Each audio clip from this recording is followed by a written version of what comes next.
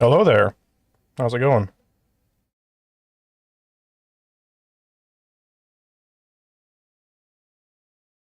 Let's see here.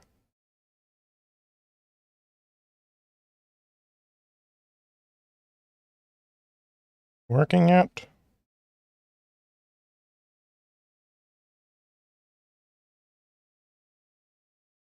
What the fuck?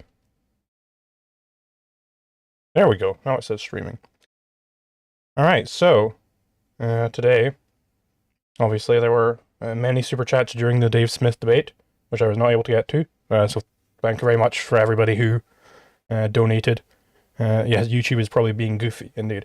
So thank you very much to everybody who donated during that stream. Obviously, I wasn't able to go over them at the time because I didn't have any ability to continue the stream afterwards to read over them. So I'm just going to do that now. And obviously, if you super chat during this stream, I can obviously read it as well. But yeah, so let's get this started. So first one from Debate Anything for 20 something Norwegian kroner or some shit. He is getting aped in the hind cheeks. Interest, I assume, probably got the more non-euphemistic version probably got banned from YouTube, so aped in the hind cheeks is an interesting one. And then redacted for 20 Australian dollars, thank you very much. Zulu won and Capistan won, Prague gets lost, indeed. What was I saying, again? Early? What? Are people assuming that this is another debate? Did I click the right one?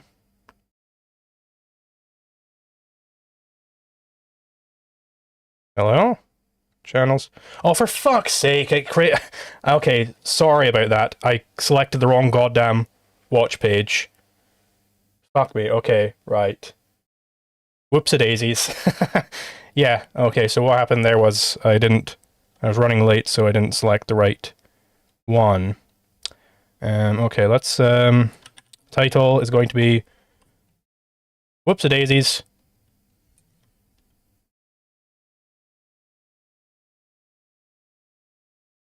Yes, apologies for that. So, that's fucking annoying.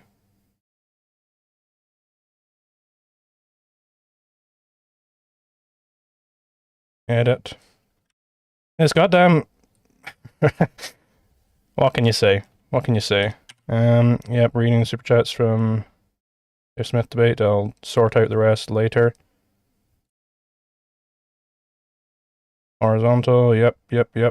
Thumbnail, upload. Yes, this one.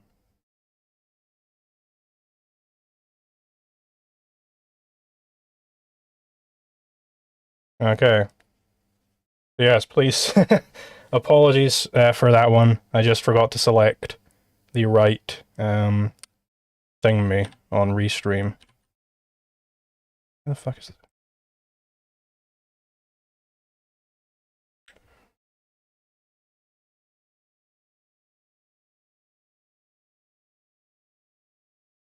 Yes, hopefully I won't make that mistake again. I don't know, I made it fucking...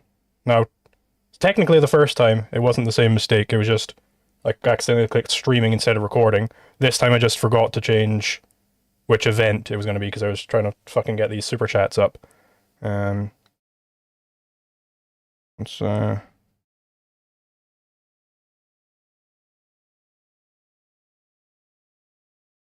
unlist the other one.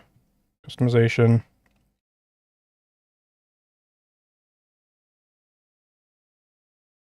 Unlisted. Alright, so, let's actually then get onto the correct thingy here.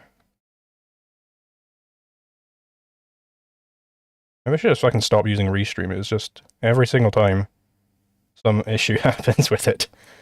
But yes, okay, this is the correct page now. So yes, anyway, so I believe we've gone over redacted, so up to Monhop for 3 Australian dollars. Thank you very much.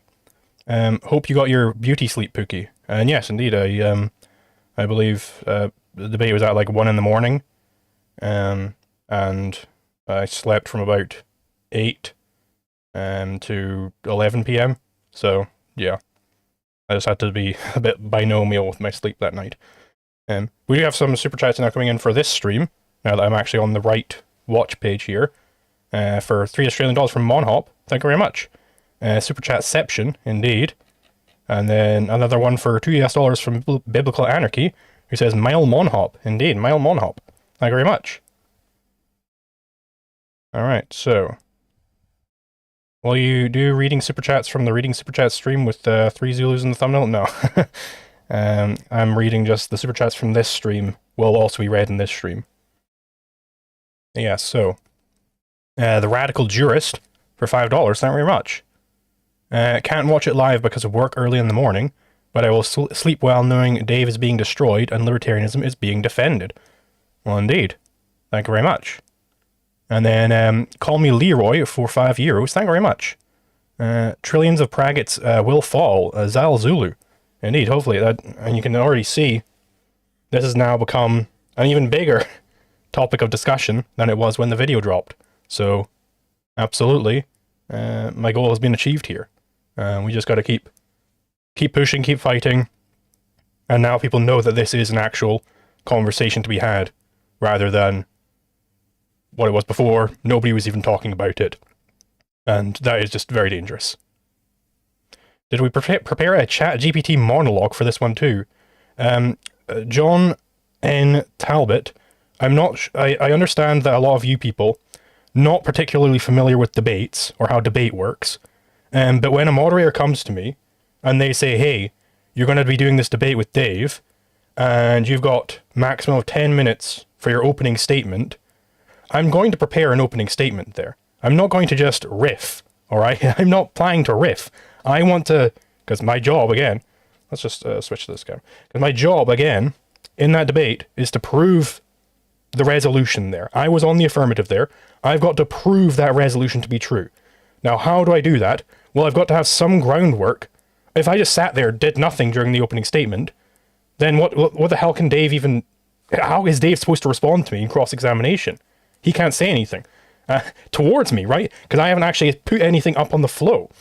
And in that case, Dave could just say, no, the resolution is false. And then that's the only fucking thing on the flow. And then I just insta-lose. Is that what you want of me? And no, zero chat GPT was used in the entire fucking thing. I know it's an alien thing for some of you people, but it is actually possible for some people to write. Some people are actually able to write. It turns out I'm pretty good at it. I've been doing it for a long time. I've been doing it for longer than ChatGPT has existed. Okay, this is another thing. I saw on my Socialism is Literally Impossible video, I think it was, where somebody said, oh, this is just ChatGPT. I looked it up. ChatGPT wasn't released until like 6-8 months after that video was published. So I don't, maybe I'm just a time traveler, I guess. Any case. Call me Leroy for €5. I've already gone over that one. Ali Havens for $5. Thank you very much. Zulu Cook. Indeed, I believe that I did Cook in the debate. I believe that I won. I do wish I had one thing that I will say that I made a mistake on in the preparation, which I think caused problems for me, rhetorically speaking, was that I didn't realize that Dave was going into this debate literally thinking that the purpose of the debate was sort of just me sit there and bite any bullets that come along. That's just not how I view debate at all, in general. Because I remember, after kind of like some of the things he was saying during the debate, I was like, what is he talking about here? But I remember during his initial response to me, actually, he was like, okay, well, you think that's a debate where you just sit there and bite bullets? I didn't pick up on what he was meaning there. He was literally meaning that presumably he just saw like some out of context clip of me. He literally thought that my proposal for a debate was for me to sit there and bite bullets. Whereas I was sitting there like going like, okay, well, what does this have to do with the fucking resolution here? I was just taking the resolution as the purpose of the debate, to prove the resolution. So I think if I had known that he was literally going into it thinking that, then I could have understood more where he was coming from. because I think I was very confused. And then Jose Gallison in the chat, some motherfuckers read books and shit. Indeed, yeah. I can't believe that I would go into a debate prepared and prepare an opening statement. What the hell's wrong with me? That's crazy. Huge Hat Harold for $20. Thank you very much. The crown of most consistent motherfucker you know sits upon a new head this day, indeed, and explicitly so. Explicitly, Dave Smith passed the buck on to me, so there you go. Can't be denied anymore. At face value for $10 US, thank you very much. Freedom is only real when every interaction can be refused without punishment. I don't know if this is in relation to something specifically being said in the debate. I would say legal punishments, certainly, like aggressive punishments. Yeah, you say that you're free unless you're able to refuse some interaction without, like, the power of the law coming against you, if that's what you're meaning by punishment, which is perfectly fine. Yeah. Monhop saying for $8 Australian, saying Dave ran. Well, actually, no, it was because I think, I believe Jacob was running slightly late. And then but when he got in there, then he had to get Dave in there. And then, like, there was like a very short little talking section. So, yeah, no, he did show up. And then Monhop for $3 Australian, thank you very much, saying ha ha ha ha ha. Presumably, the comedian got on screen and started riffing. Matt Hartley for $20, thank you very much. Petition to ban Monhop for spreading fake news on the internet. Have you been spreading fake news there, Monhop? And then face value for $20, thank you very much. Judge him on the clarity of his arguments, not the clock. Being late affects nobody.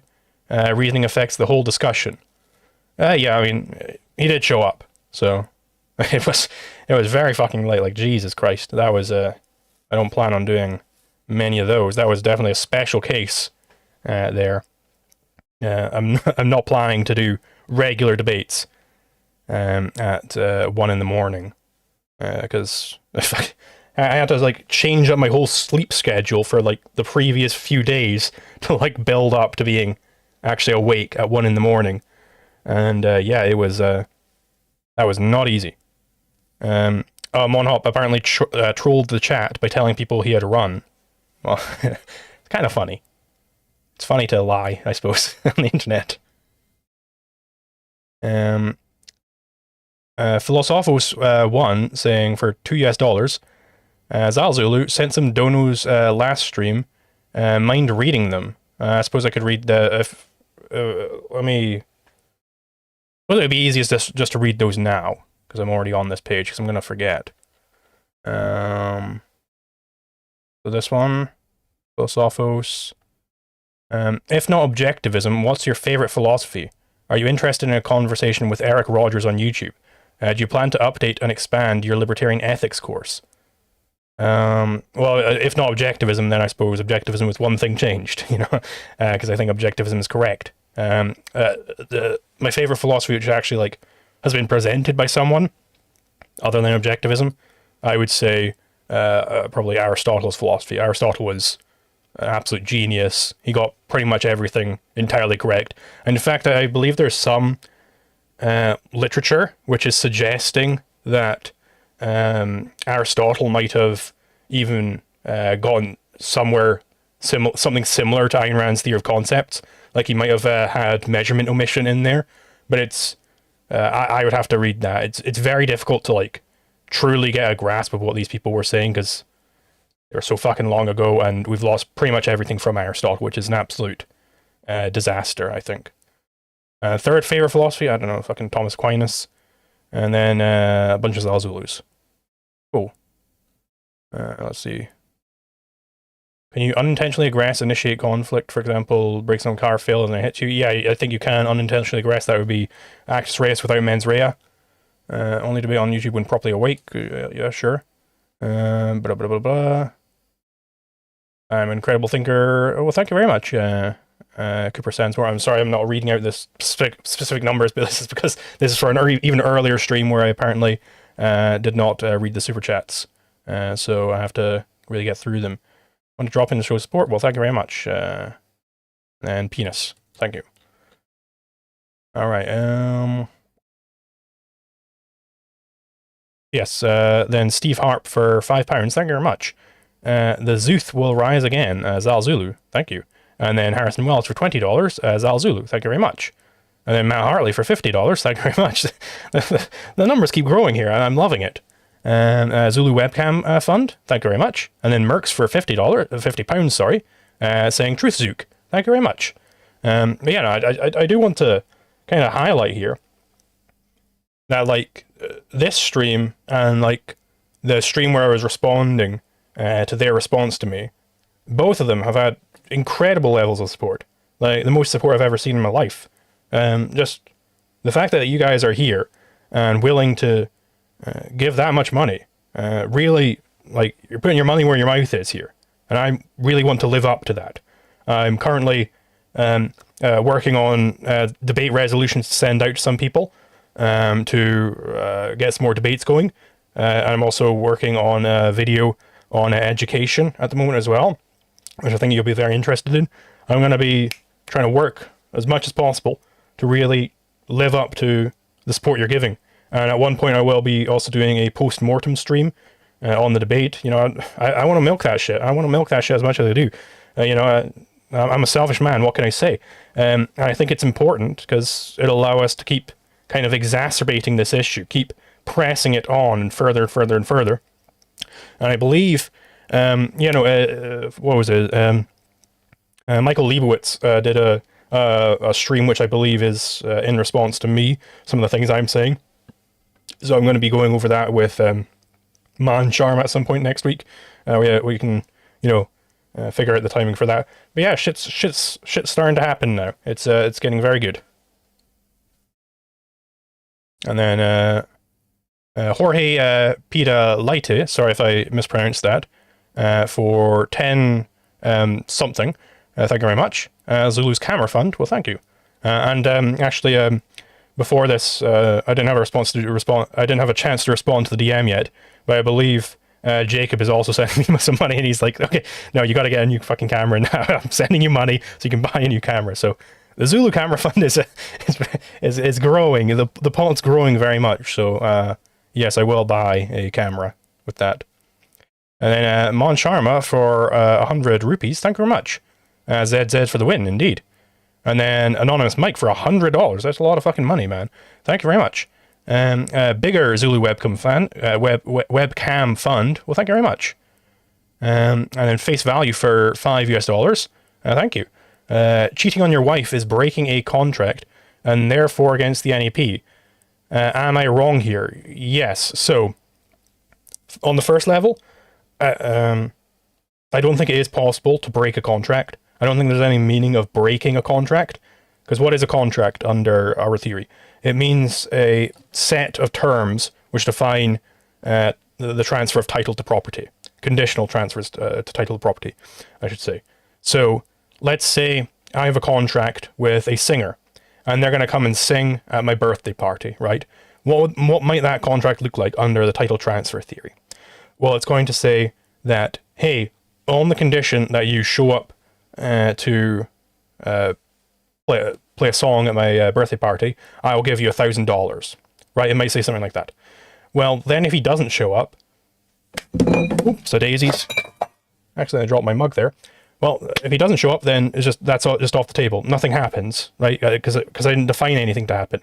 Like, he didn't break the contract there. He just didn't do the condition required to actually have the thing happen.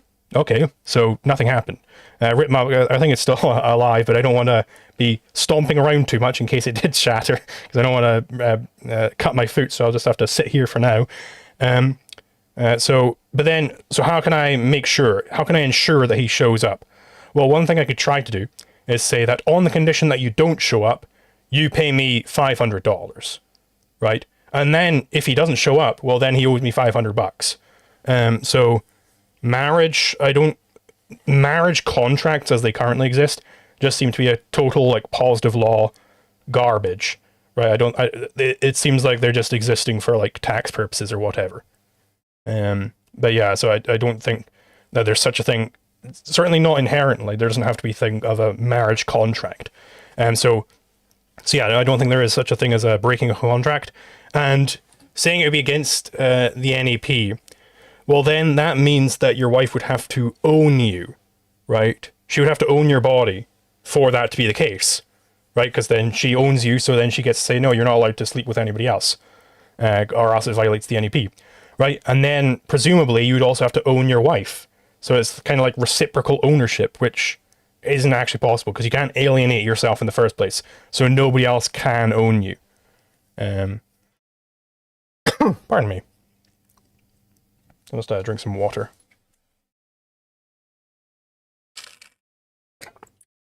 And what argument was refuted by Dave? Zero of them, as far as I can tell. He didn't actually refute a single point in my argument. In fact, there were several points where I was like, for instance, oh well, let's talk about what zero restrictions means. Zero restrictions means basically it's immediately the state's gone. Right, that's what zero restrictions means. And he's like, okay, well, let's go away from zero restrictions and talk about this other. It's like, oh, hold on, but that's what the resolution states. The resolution states zero restrictions. So I won on that part, right? And then on the latter part, he outright admitted that he didn't have any philosophical argument to counter me, right? So I won on that part too. So on both parts of the resolution, which I stated I tore that resolution apart in the opening statement, and he didn't have a counter on either part, and I explain in the opening statement as well that means that I flow through, which means that I win the debate. So there's really nothing else to be said there, as far as I'm concerned. Then Man Sharma for 1,000 rupees, thank you very much. My small contribution to the webcam fund, well, it's very much appreciated. Matt Hartley for $20, thank you very much. Dave out here saying that he worships whims in response to an accusation that he does so. It's entirely possible. I don't know when exactly this was sent during the debate. Then face value for $10 US, thank you very much. He would do it, but he would still know it was wrong.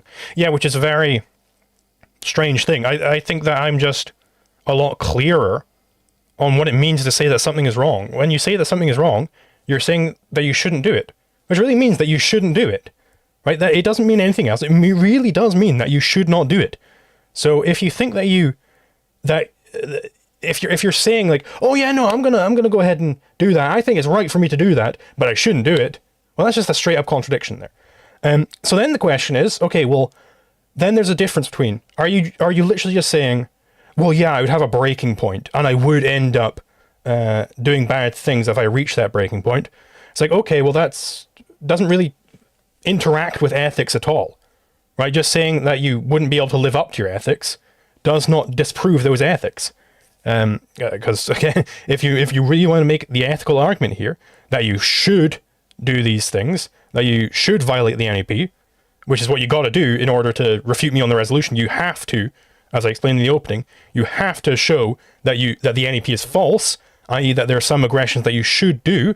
And then, okay, well, then the libertarians just shouldn't be libertarians in the first place, and that's why they shouldn't adhere to the NEP, or they shouldn't. I can't remember the exact wording of the resolution, but you can go look it up. And that's what you have to do. He really does have to hold that you should do some aggressions, that there are virtuous crimes, but he wasn't able to do that, like, at all. Prometeur Ent for 2,500 CLP. Well, thank you very much. I'm not sure what CLP is, but thank you regardless. It's not just a thief's life versus your property. If someone is willing to take your property, he's willing to take your life. Yeah, because, I mean, this is like a point constantly made in like the taxation debate. It's when we're saying that taxation is theft, it's taken from you by force. People are kind of like, oh, come on, it's not. No, then let's actually look through. Okay, well, let's think through what actually happens if you refuse to pay your taxes. Okay, well, at some point they're going to send you some letters, some threatening letters to the mail. It's like, you now own this much to the IRS, or you now own this much to the HMRC, or whatever the tax collection authority is in wherever you live. You now owe this much. Okay, and then you ignore that, you throw it in the bin or whatever. Then they'll send more letters. You owe this much, you must pay now, or go to court. Okay.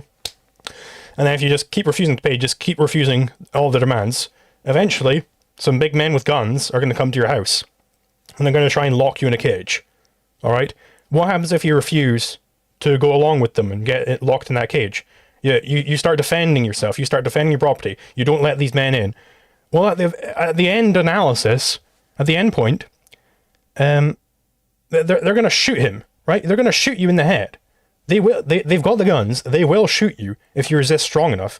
So when you regress it to that point, you see that all of these threats eventually terminate any threat of bodily harm against you, potentially up to the point of death.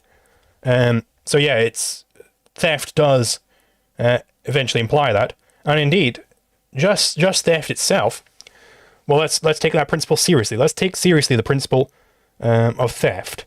Well, then let's just say I can just steal all the food from you. I'm just going to take all your food every time you try and put it in your mouth, and then eventually you die. All right, so then I move on to the next person. I keep doing this to everybody. Whenever somebody's producing anything, I just take it from them. Well, eventually they're all going to die off, and then I've got no one left to steal from, right? So I die off then as well. So these principles, they really are anti-life in the most serious way of understanding it. And then Toten, for $5 US. Never mind, I think I skipped some. Bubblegum gun for $2 US. Thank you very much. Government will always serve the Jews. Debate over. Well, I'm not so sure about that.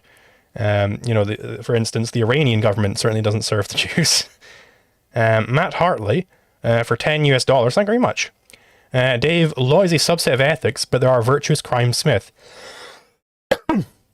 Yeah, which is very, it's one or the other. That's kind of what I was trying to get at in the debate. It's one or the other. You can't have it both ways. Either you take seriously the fact that law is a subset of ethics, in which case you just end up in my position, or you think that law isn't a subset of ethics, in which case, well, what is law answering? Now, that's not to say that you're immediately, that it's obviously going to be, there is no answer to that, right?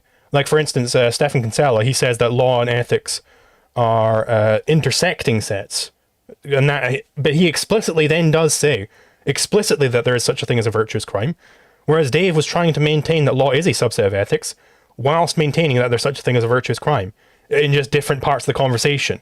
Like, he wasn't honest. That's all I want, honesty. Just be honest and say, yes, I believe there's such a thing as a virtuous crime. Okay, and then give me the standard. What is the standard for when you should break these principles? What is the principle underlying when you should not be principled? That's all I want to know. Then we can actually start getting into the discussion. Explosion 0254 indeed, for $5 US. Thank you very much. Leibowitz calls your basis for the NEP pure rationalism. We'd love to see a debate on the NEP and objectivism. Keep up all the good work, Zal Zulu. Well, thank you very much. Yeah, so something which I realized earlier today when I was making my lunch is I was thinking, because you get this accusation from Randroids all the time. It's like, oh no, that's rationalism. It's like, okay, well, here's a question. Right, let's get the webcam up for this one. Here's a question. What does it mean to be a rationalist? Right, because it seems to me that it often just is used as an accusation against anybody whenever they're using deductive reasoning, which Rand didn't endorse. It's like, okay, is that all rationalism? Apparently not, right? So there has to be some essence to the philosophy of rationalism, right? Some essence. It's got some definition, right? So rationalism is an open system, right? I could potentially be a rationalist even though I'm not a follower of Descartes, right? And I don't agree with everything that Descartes said. It's an interesting conundrum for the Randroid to be in, to simultaneously hold that the philosophy of rationalism does indeed have some essence that you can point at with a definition, perhaps. Meanwhile, objectivism, no, it's a proper noun, it's a philosophy, what are you talking about? It's a particular. So, okay, well, you're kind of being inconsistent here. Let's get some consistency going. We're acknowledging that you can indeed identify philosophies by their essence, just in the very accusation of calling me a rationalist. Okay, well, why not for objectivism then? Just an interesting little observation there. But yeah, so my basis for the NEP is not pure rationalism. In the same way, by the way, that doing geometry isn't pure rationalism. It's like, oh my god, what are you doing? You started with axioms, then you started deducing things from these axioms? Like, okay, but that doesn't mean mathematics is rationalism. Let's be real here, people. All right, because you can get to those, the foundations of these, principles, these foundational principles. You can get to those inductively, and I do believe you get to that inductively. Because again, I root the NEP in the fact that the primacy of consciousness is false. How do you get to that? Initially, inductively, right? And this is the spiral theory of knowledge. You need both induction and then deduction. You induce something, and then it gives you some range to do a bunch of deductions. And then those deductions allow you to do further inductions. Okay? But deduction itself just doesn't mean rationalism. Like, let's be real here, people. Even the fact, like, my whole legal theory, it's based in praxeology. How do you get to praxeology? Well, you have to know that man acts. What does that mean? That he has free will. How do you get to that? Let's think about this for a second. Inductively in the first analysis, right? You can just introspect, and you know that you have free will in that way. And then from that introspection, you can start to ground that a little bit. You can start doing some deduction from that point on. So I completely reject that accusation. But anyway, so, Toten for $5. Thank you very much. I know you can't see this, but I think Dave needs the reductio on his position. If I can steal from a kid, can the state steal to feed the poor? Yeah, indeed. That's perfectly valid reductio. And really, my main goal of that debate was, again, to just prove my point on the flow. Just prove that I'm correct. And then the people who are rational will come to me. And I succeeded in doing that. Batman 29 for $5. Thank you very much. He's the bad guy, indeed. Booty Creek Cheek Freak for $20. Thank you very much. Good and evil are relative. There are no immoral absolutes. Lies. Only one law is needed to change the entire universe. Never initiate a conflict. Never try to gain a value by cheating reality. Indeed, yeah. So that's exactly correct. There's no relativism in the field of ethics. For that to be the case, it's like, a value for me is just it might not be the same as a value for you, and it's just all subjective. And so then, if I really want to attain the political system that I want, then I'm going to force it on you, because I can't rationally convince you of any values. I can't rationally convince you that anything is correct, because it's all just subjective. It's all just relative. Okay, so then I've just got to force you. And that's why subjectivism leads to authoritarianism. And then Ali Havens, again, for another $5. Thank you very much. Does stealing the penny lead to endorsing mass deportations? Well, I mean, I think it's a contradiction, and from a contradiction you can prove anything, so, Jorge Pita Leita, again, sorry if I'm mispronouncing that, for 5 Brazilian something, perhaps. Thank you very much. Dave is getting emotional now. He'll ignore Zulu's point. Yeah, he ignored a lot of my points. And then Bell for $2. Thank you very much. King Tesseract for $10. No one can possibly know all risks to every action. For instance, any of you libertarians ever wondered if a child and gentle parenting paradigm uses this freedom to innovate on human suffering? Well, so I assume this is related to my point about guardianship. So I never claim that you can know every risk of every action. That has never been my claim. All right, what I'm saying with guardianship is, does the child actually understand what the meaning of the action they're undertaking is? So the example that Dave used was the kid jumping up and down in the bathtub. Okay, does he actually understand what that entails? I'm not asking does he understand what jumping up and down means, or what a bathtub is. I'm asking if he understands the causal relationship between that activity and him dying. Does he understand that? Like, is the claim that this kid was literally trying to kill himself, and that he literally did not want to live anymore, like he was like an emo or something? I really don't think that that's the case. I think the kid was probably just trying to have some fun, right? Maybe even like piss his parents off a little bit, because kids are like that. They like to like push boundaries and whatnot. My sister did that all the time when she was little. So when she was little, even now. So yeah, that you can articulate. I want to jump up and down in the bathtub. That doesn't imply that you actually understand what that action means. And there's a great article, a great paper about this. It's called let's see what it is. Ian. I remember the name of the paper. Yeah, A Rational Theory of the Rights of Children by Ian Hersom. Go look into that, or even look into the section in my course on the rights of children, which is basically just reiterating his theory, his paper, and then you'll get a hang of what I'm saying. Like, and it's ludicrous. Like, people, they think I've just never thought about this thing before. It's like, oh, so now we need an exception. Like Dave was doing that in the day. Oh, now we need this exception, and it's like, no, motherfucker. Like, do you think I've never thought about this before? Like, are you retarded here? And then King Test ranked for another $5. Thank you very much. Apparently I have to elaborate. I don't defend corporal punishment. I want to know if your paradigm weighs the risks of sadist and psychopath children. Well, if there's a child who's like, you know, in some way mentally deranged, where they're wanting to, like, you know, I'm not sure exactly what psychopath means. It's like lack of emotions or whatever.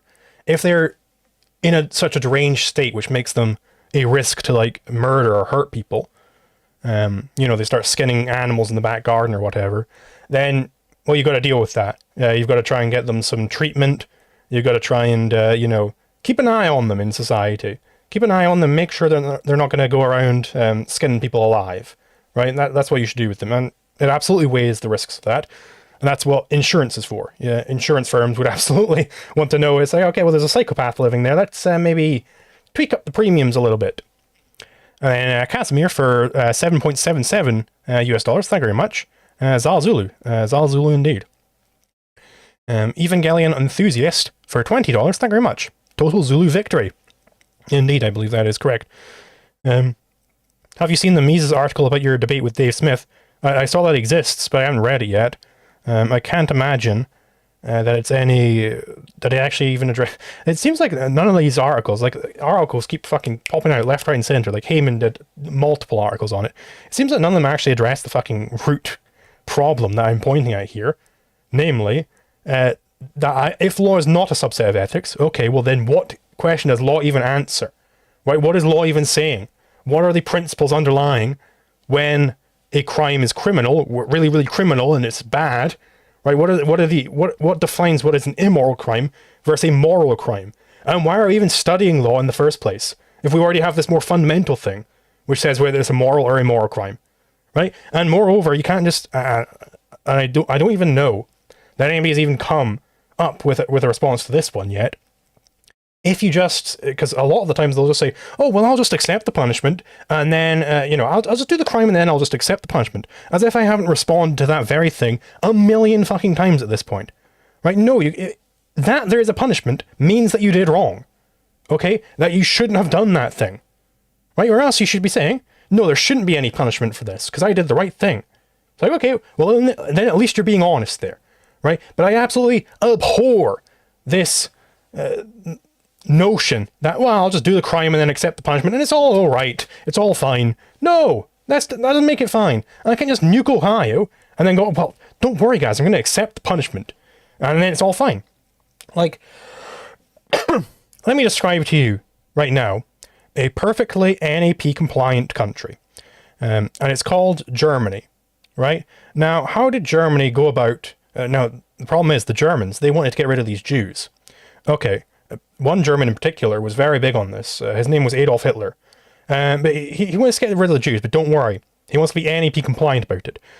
So what he did was he started systematically taking these Jews, putting them into gas chambers and ovens and various other kill chambers, and he systematically tried to exterminate them all. He ended up getting about 6 million done, right? And then, so Hitler, right, this guy, he wants to be NAP compliant, right? So he's going to face the punishment. He's going to face, don't worry guys, he'll face his punishment. So what is the punishment for such mass murder? Well, it's actually that Hitler dies as well. And you know what? Hitler, he was so NAP compliant, he just loved the NAP so much, that he actually carried out the punishment himself. Like, whoa, isn't that something? He carried out the punishment on himself. So, such a great NAP compliant society that was. I don't see any real problems with what happened there. Yeah, it's perfectly NAP compliant. What's the issue you could possibly have about that, right? Is it perhaps that punishment doesn't undo the wrong that already happened? maybe that's true. Maybe Zulu isn't fucking insane. This is going to get clipped out of context. Oh yeah, for sure.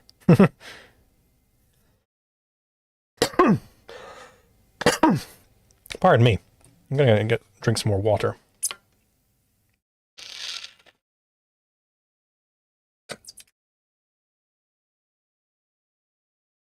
And then Zlef Null for 28 Canadian dollars. Thank you very much. Will Dave Smith come up with an actual argument instead of just saying, that's obviously wrong, or it's goofy? If he did, I certainly didn't hear it. Maybe I blacked out for a second. And he like, quickly, get the syllogism out. Premise 1, premise... I don't think he did that, though. And then face value for $2. Life is more complicated than having principles. Yeah, and this is the whole point.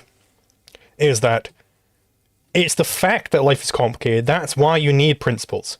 You need principles to cut through that complexity, right? Because otherwise, like there's this great lecture by Leonard Peikoff, Why Act on Principle, I believe it's called, where he makes this point that like the pragmatist way of dealing, and he sets up like either you're being principled or you're being a pragmatist, and I had those notes. So really the pragmatist way of doing it is to disintegrate. It's to focus in on particulars. It's like, you know, one example he uses is the question of, should I rob a bank?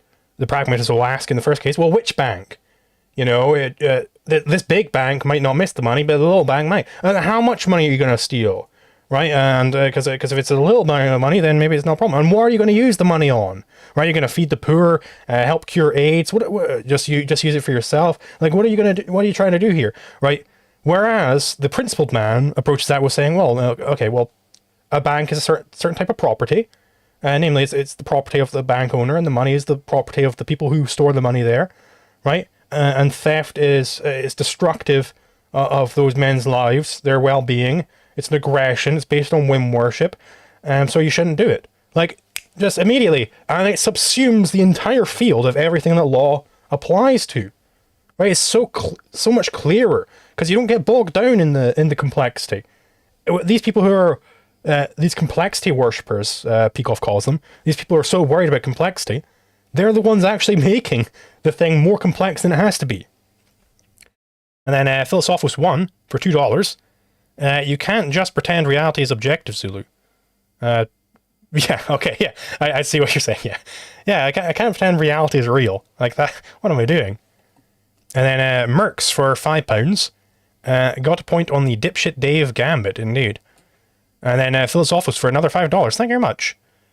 We can't defund the military until we deregulate guns. We can't get rid of minimum wage until we deregulate housing, and so on as you go. Indeed, yeah.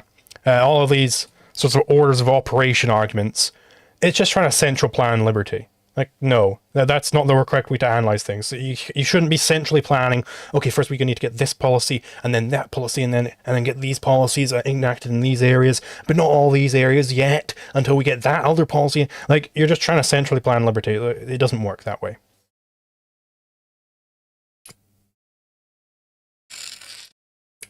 Jesus Christ, I'm fucking thirsty as hell today, apparently. The Philosopher for $10. Thank you very much.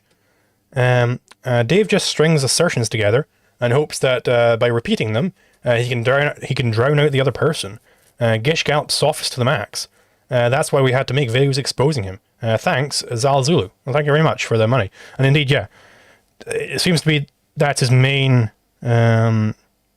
tactic, is just kind of bloviate, not really say anything, and hope that the audience forgets, I suppose, that there's a point to respond to here. Mercs for £5. Thank you very much. Another point on a Hugbox mod. Somewhat, yeah. I mean, I don't want to dog Jacob. I think it was great that we even got the debate. I don't think it would have happened without Jacob there. So big props to him for that. But I do think that it could have improved in some areas. But you know, ultimately, I could have also been more aggressive, for instance. So I can't put all the blame onto Jacob, right? Put a hefty amount of that blame onto me for not being aggressive enough, not being assertive enough, not, kind of training enough in rhetoric. Put some of that blame on me as well. And then Andrew Canyon for $20 US. Thank you very much. Just a congrats on the win, Zulu. Well, thank you very much. That's very kind. Mercs for £20. Thank you very much. 1,000 years Zyke. Indeed. And then the Philosopher for another £10. $10. Thank you very much. ZZ1. Dave realized he is toast on the intellectual side because he just makes unbacked assertions with appeals to emotions. He chases the popular thing and compromises. Tacky. Thanks, Zulu, for this. Well, you're very welcome. Indeed, that is kind of the main the main thing that he seems to go for here. He doesn't really strike me as capable of making the philosophical arguments. You did a very good job on the flow, but I will not lie. I did want to see you dominate him like Wilson did. Yeah, and I'll accept that. Actually, I was in a call. I believe on Saturday it was. I can't remember exactly. With and Casimir was going over like, okay, well, here's how you could have improved on the rhetoric in this point, and try and tease out this point.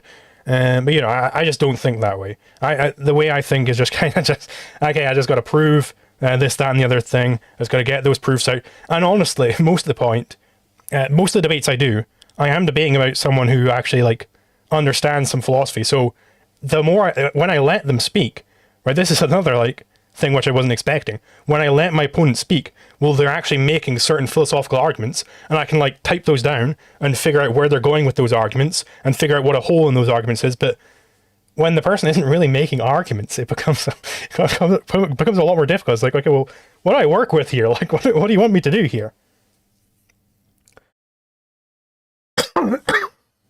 Pardon me. Biblical Anarchy for $10. Thank you very much. Appreciate that. I also could have moderated better. I own that. Still glad we made this happen. We don't fully agree, but I value these conversations and I'm glad to see you getting more support. Indeed, yeah. And Philosophus 1 for $5. Thank you very much. That's a keep seeing your name coming up, and it's very appreciated. Liquid Zulu, the most consistent mofo you know. Indeed, it's confirmed. It's canon now. And speaking of, Andrew Canyon for $10. So consistent, he's actually just joking. Yeah, that one.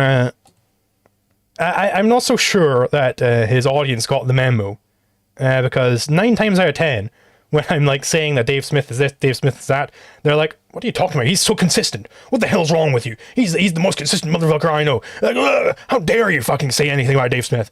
It's like, okay, well, yeah. Maybe make sure your audience gets that memo, Dave, that you're just joshing them the whole time, that you actually aren't consistent. Okay, if that's the bullet you want to bite there, that's the hill you want to die on. Okay, Dave, I'll accept that you're indeed joking the whole time and you were never claiming to be consistent, and that you're in fact not consistent. Okay, great. Then Aaron Williams for $5. Thank you very much. Let the record show, Dave agreed to walk away from the most consistent label and completely skipped my question about the NEP. Well, there you go. And then Jorge Pita Leita, again, big apologies. I'm not sure how to pronounce particularly last name there. I think I'm pronouncing it too German or something, like Leita. It sounds kind of like Central European, but I'm not sure if that's accurate. If you think Zulu won, big thumbs up to that one then. And then Sick Fox for £10. Thank you very much. GG, well played. Zal Zulu. Thank you very much. And then Jiggle Slinky. Yeah, I'm just making sure it wasn't the other word, but it sounds kind of like Slinky. Jiggle Slinky for $10. Thank you very much. Cheers. Indeed. And then Sebastian Servas for... I'm not sure how to read that. 0.20 pen. Well, thank you very much. It might just be some Unicode bug or something where it doesn't know how to show the correct symbol there. I'm not sure about that. Anyway, he said, 1. Voluntary preto improvements in individual self-determination among persons. 2. person being with the substrate for self-awareness and reason required for morality. How aren't these guiding principles better than the NEP? Pardon me, I'm just making sure my sinuses are getting a little bit clogged up from all the talking.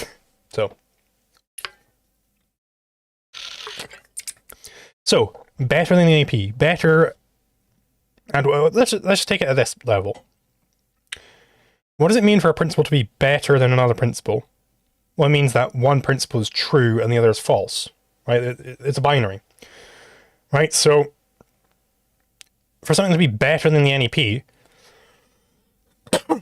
well, the NEP would have to be false.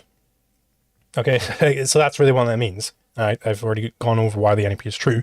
So, and then just take it at this level then, now. So, voluntary parental improvements in individual self-determination among persons. Self-determination, okay, I think I get that. Being with a substrate for self-awareness and reason.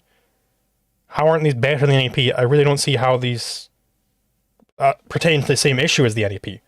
Where the NEP answers the question, what should you do with respect to conflicts?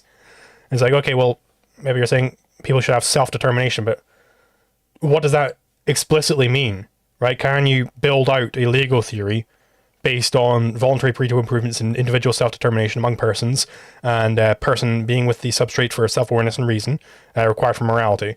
Could you build out like an equivalent of my course with that? I don't really see how.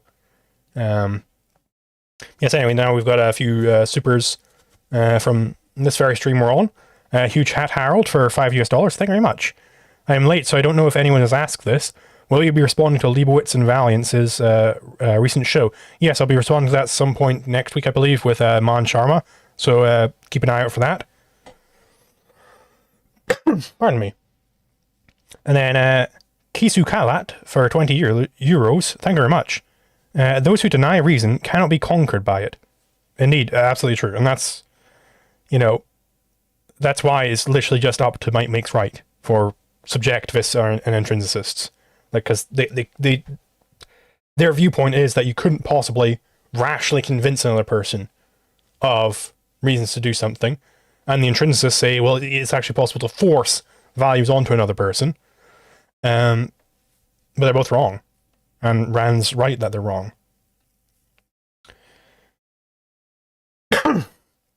Then Ariel Suarez, 5471 for $5 US. Thank you very much. Wait, Dave has officially renounced his title as most consistent motherfucker you know? Yes, he has. During the day, he officially gave it to me. Odd Nova for $5. Thank you very much. Sticking to the flow, filtered through Dave's audience for those who are capable of tracking a flow. And don't just focus on the optics. Yeah, indeed. And that filtering is very useful, or else you end up in the position Gail Winan was in, where it's like, you know, he doesn't actually control those people. That's kind of the... I don't want to necessarily give too many spoilers for The Fountainhead, because you should all go read it. But Winan finds out exactly why it's a failure to be kind of courting this fiat audience. And in fact, I go over that some in the Celebritarian video. Yeah, I should definitely read The Fountainhead.